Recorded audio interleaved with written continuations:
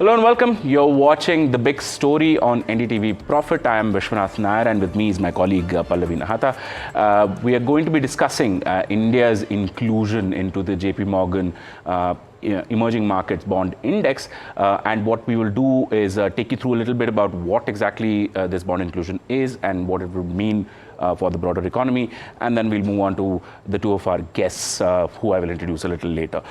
First, let's start with what exactly is happening here. So in September last year, we heard from JPMorgan where they said that they are going to be including the India government bonds into the emerging markets index, which tracks roughly about $300 billion worth of funds to that index.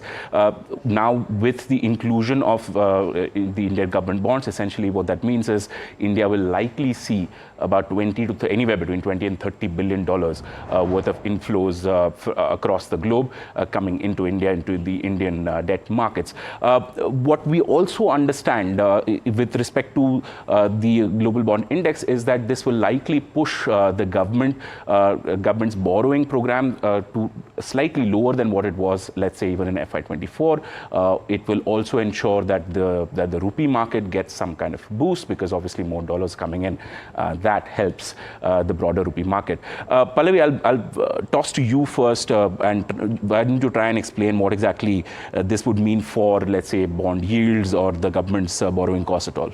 Right, Vishy. So like you've mentioned, there will be repercussions on bond yields. In fact, we're already seeing the benchmark bond yields and several others as well see lower yields. And there is going to be a likely continuous impact even going forward.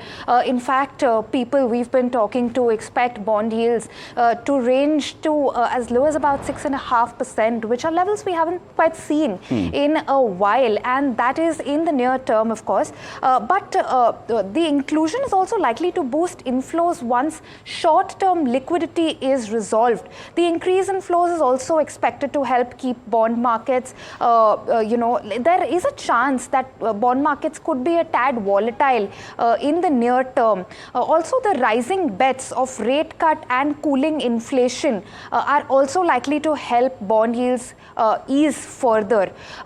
What is going to be of interest is also watching the cost of capital for, of course, the government and also for the corporate sector. Right.